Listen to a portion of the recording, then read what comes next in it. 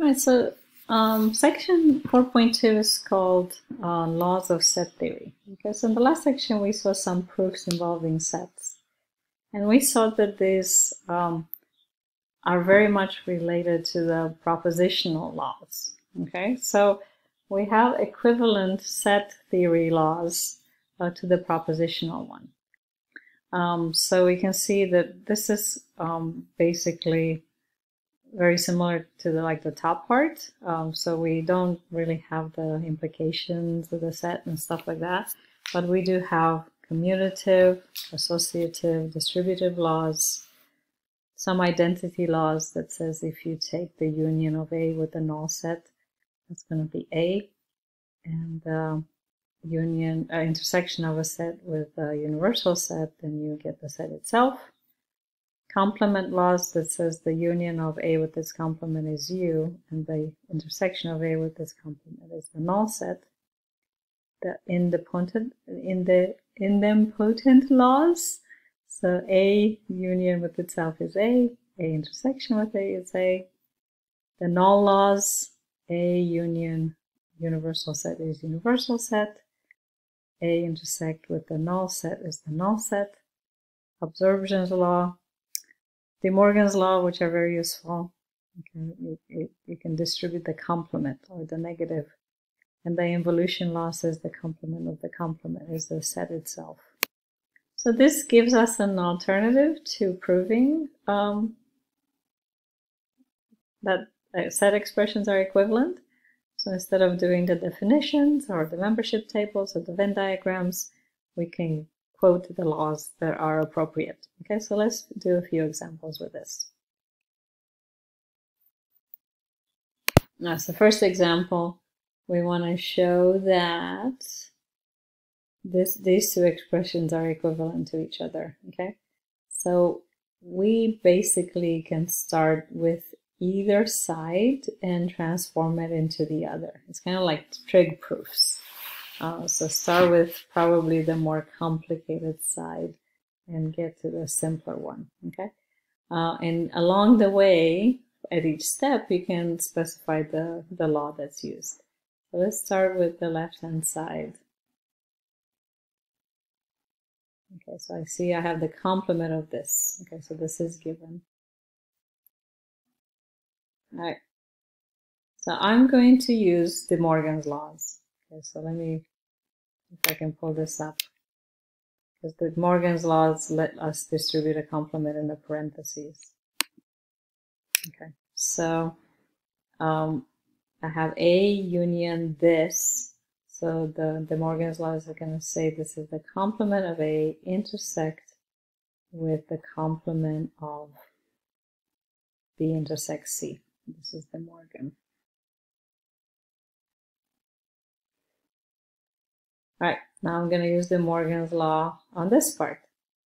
So I have complement of A intersect with complement of B union complement of C. And this is De Morgan again. All right, and now I look at this, and I can see that it is this, but just switched around. Okay, so if I switch this around, put the intersect AC at the end, this is the commutative, right? I can switch the sets of the intersections around.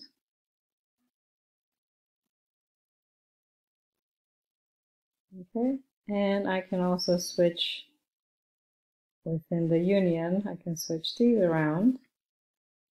Again, I have commutative law. So I got there. I transformed the left-hand side into the right-hand side, and we're done. Okay, so you can see that the laws are a little bit more friendly than the definitions proofs, because you don't have to prove both sides. You just have to do the steps once. All right, cool. Let's go to the next example.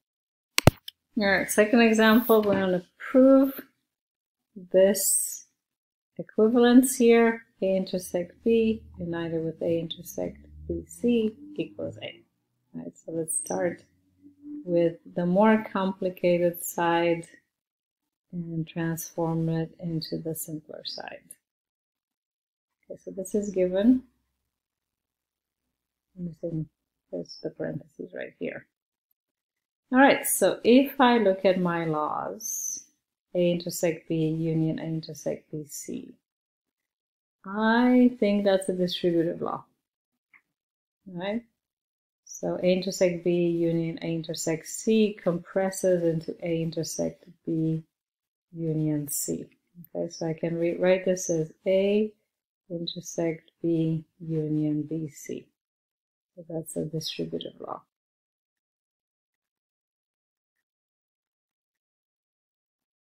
All right, then I'm going to look in this parenthesis here. B united with BC is U, according to the complement laws.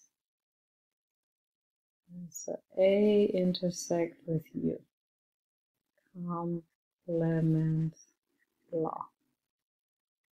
And there's a law that says that A intersect with the union is A. I think that is, which one is that one? A intersect with the union is A, that's the identity law.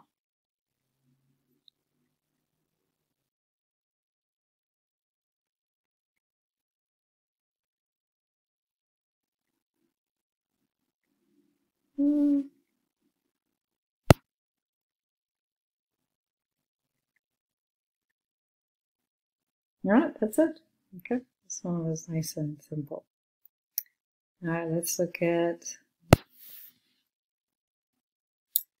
All right, so now we're going to look at proving that if A is a subset of B and A intersects C is not a null set, then B intersects C is not the null set.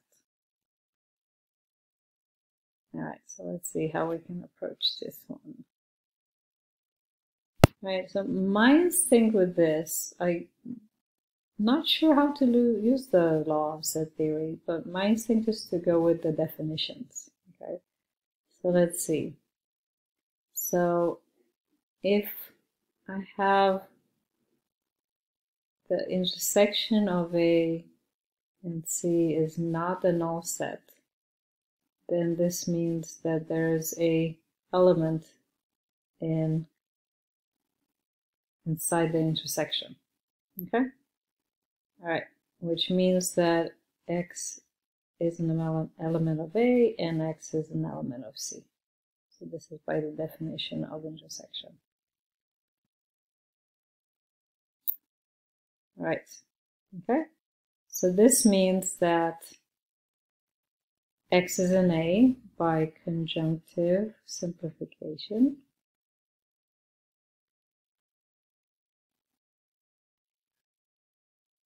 Okay. Now, since X is an A, then X is also going to be in B because A is a subset of B. Okay. So this is by the definition of a subset.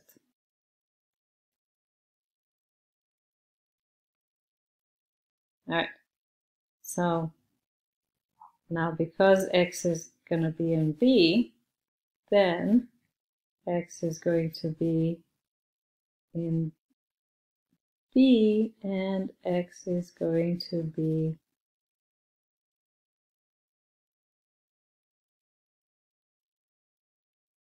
wait. Let's stop here.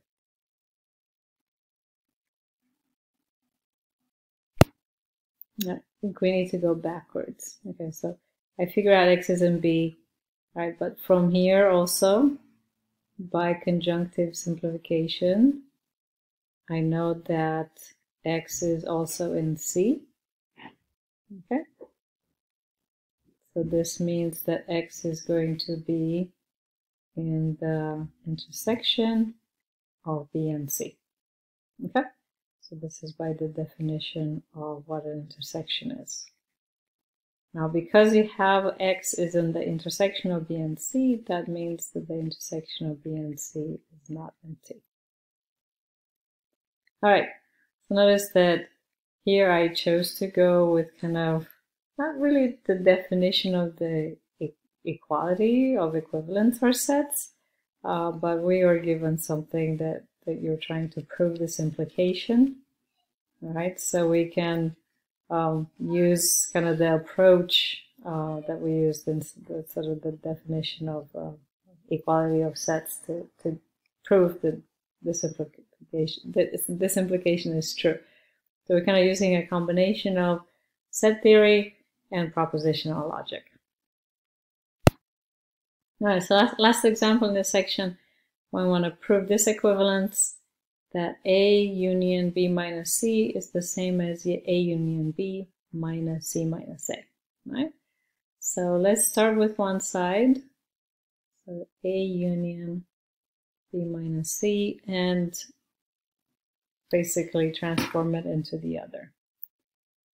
All right, so here we want to remember what set subtraction means. Okay, so it's useful to change set subtraction to something else.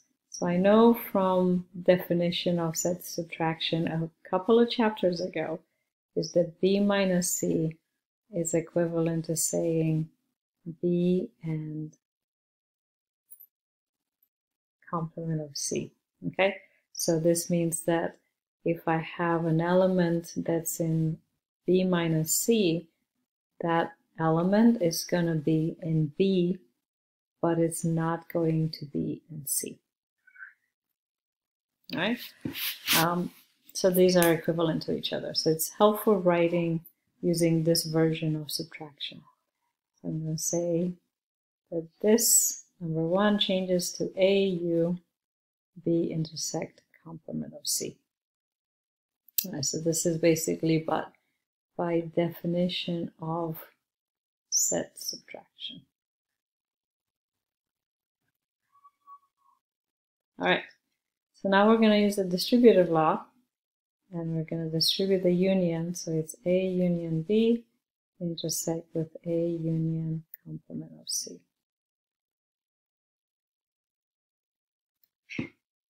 Cool. So this is distributive law.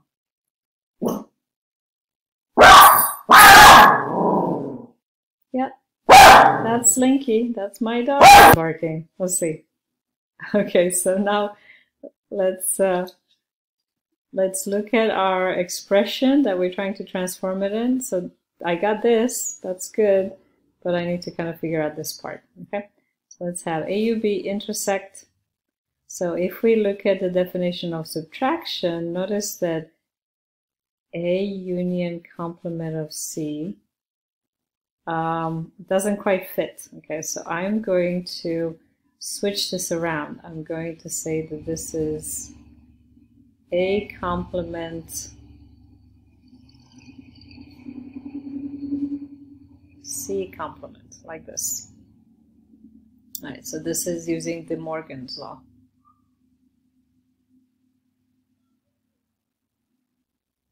Maybe I should have started with this side. We'll see, maybe we could do it the other way too. But you can see how it works, right? So if I work this forwards rather than backwards, this is going to be A complement union C complement, which is A union C complement. So it kind of, I started with that and I kind of thought backwards of what it would have to be, right? So this is going to be A union B intersect, and this is the subtraction of C minus A. Like a set subtraction says that it's going to be in C and not in A. That means C minus A. So this is definition of subtraction. Okay, and we still have that complement. All right, now notice that this is another definition of the subtraction. I have the first set intersect with the complement of a second set. This is going to be AUB minus C minus A. So this is another definition of subtraction. Okay, so that's it. So we transform one side to the other. All right, let's just take a couple of minutes to work this the other way. So again, you don't have to work both ways, but sometimes one is better than the other. It seems like we've done a lot of things backwards here. So let's look at redoing that problem. Let me just copy it so we can see it. All right, I'm going to work with red. All right, so let's start with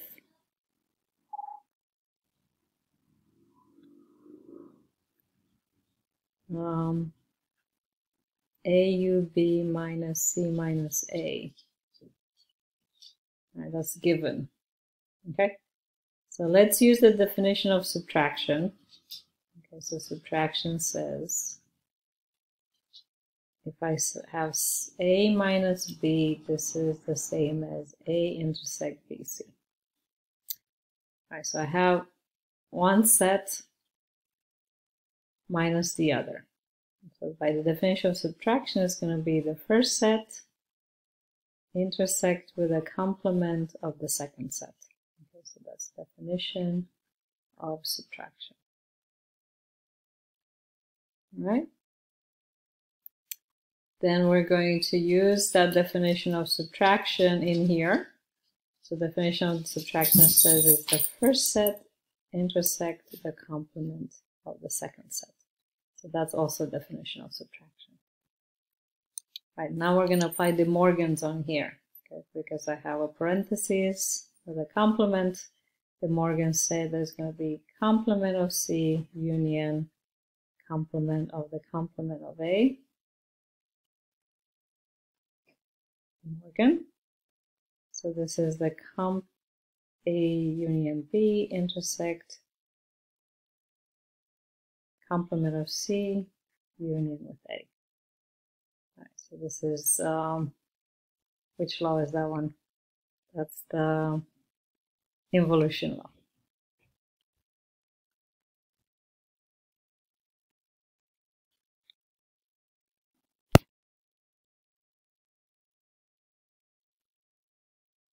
Oops, it's a 5. Okay, and we notice that this is distribution law backwards because it's AUB intersect with AUC. We can write another law that says this is commutative, but those are usually not necessary. But we can factor out the A. So it's A, B intersect complement of C. So this is distribution. Distributive law. All right, and finally, we notice that this is a subtraction because that's the definition of the subtraction. So this is AUB minus C using the definition of subtraction. All right, so we transform that side into the other. So whichever we prefer, you can go from one side to the other or from the other side to the first one, whichever usually it's easiest. Again, we're sort of using the laws of logic rather than the definition proofs. You don't have to go backwards and forwards. One way is sufficient. All right, so that's the end of this section right here.